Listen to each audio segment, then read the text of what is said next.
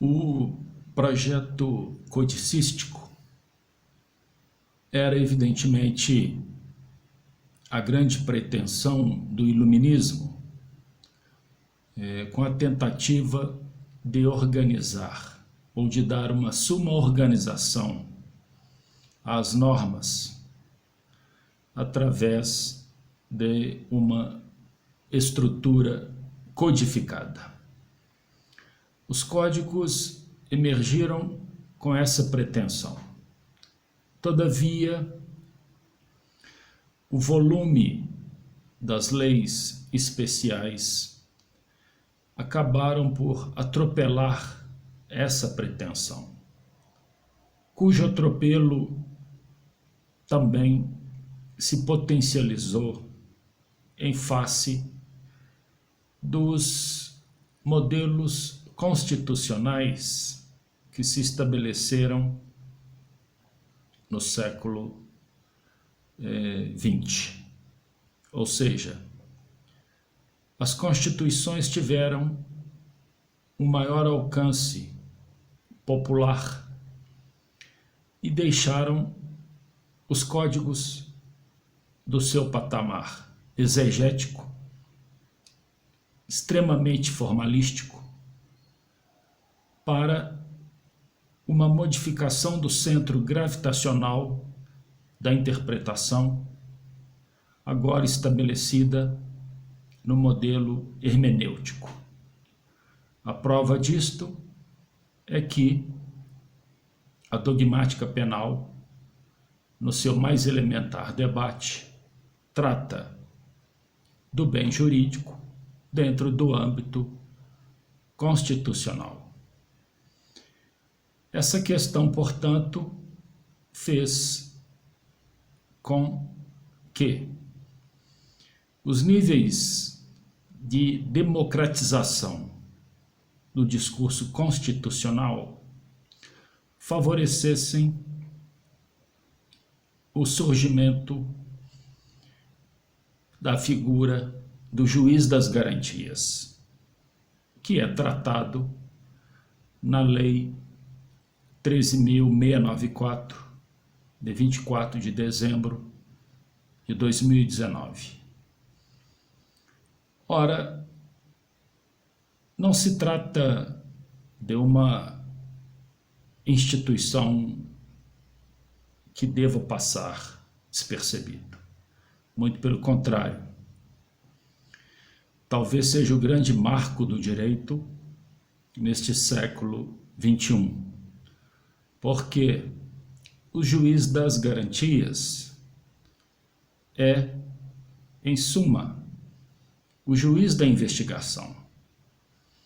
E, evidentemente, dentro da investigação, é ele o centro recebedor das medidas cautelares. Esse juiz da investigação será o responsável pelo debate constitucional no nascedouro da estrutura acusatória. Isso é um marco importantíssimo. E, como juiz da investigação, ao término desta, ele cede vez ao juiz da instrução, que é aquele que vai organizar a estrutura do contraditório no processo. E por essa questão há um certo filtro que vai colaborar com o princípio da imparcialidade. Note-se que uma guinada realmente dá água para o vinho. Até então, o que se pensava era exatamente o contrário. O juiz da investigação tornava-se prevento, princípio da prevenção, e caberia a ele, portanto, fazer a instrução e julgar aquele feito, o que agora não mais se ajusta aos novos tempos desta popularização do debate constitucional. cabe ao juiz das garantias, ao término das investigações, ceder vez ao juiz da instrução, que vai organizar o contraditório. É um grande avanço. Não obstante, devesse haver outro, um terceiro momento. Ao término da organização do contraditório, deveria haver um terceiro momento para o julgamento, o juízo do julgamento. Um terceiro momento para corroborar ainda mais o princípio da imparcialidade. Significa que, caso isso eventualmente ocorra, estaríamos bem próximos de uma tentativa de se buscar a tal imparcialidade. E aqui vem uma sugestão. Nesse terceiro momento, o juízo da sentença não poderia, evidentemente, ficar a cargo de um julgador. Pelo menos 3, ou mais, ou 5 talvez. E ainda, no momento desta decisão, não caberia tão somente ao direito estabelecer elementos para a sentença. Ou seja, o direito ele não se estrutura única e exclusivamente na norma, que é uma delicada e importante temática para os cursos jurídicos. Mas o direito não se firma única e exclusivamente na norma e na lei. Portanto, o momento decisório deveria ser acompanhado de uma abordagem das ciências, da filosofia, da sociologia e da psicologia. Ciências essas que colaborariam na formação do juízo da sentença. E esse corpo estaria, portanto, muito mais próximo de uma imparcialidade, enriquecido com dotes de saber muito mais concretos para a construção do direito que aquela decisão evidentemente merece. Mas isso é uma busca para um futuro. Mas o juízo das garantias já é um grande passo para isso, e que joga por terra, de uma vez por todas, esse pensamento equivocado do princípio do juiz natural, que é um equívoco que vem causando grandes danos ao processo penal.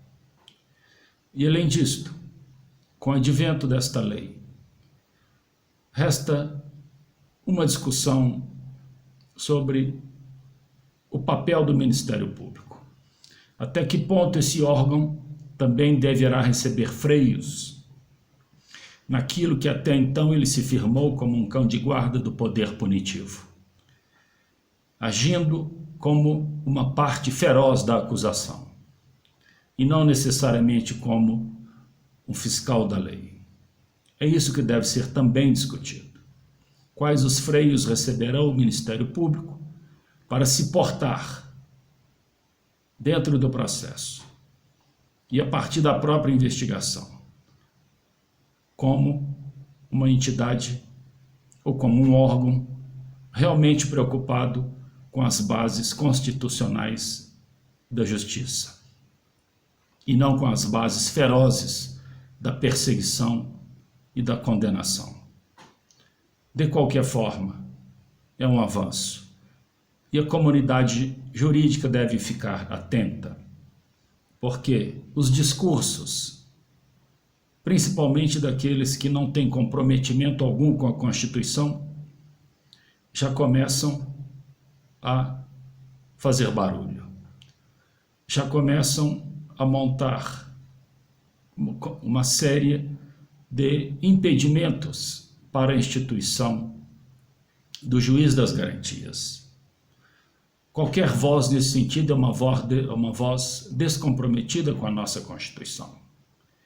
É uma voz descomprometida com o direito do acusado, com as garantias individuais. E elas já fazem eco no Ministério da Injustiça. Elas já fazem eco no Ministro da Injustiça, o qual sabemos perfeitamente qual é o seu estilo de agir, de perseguir e de ser parcial naquilo onde mais se esperava dele.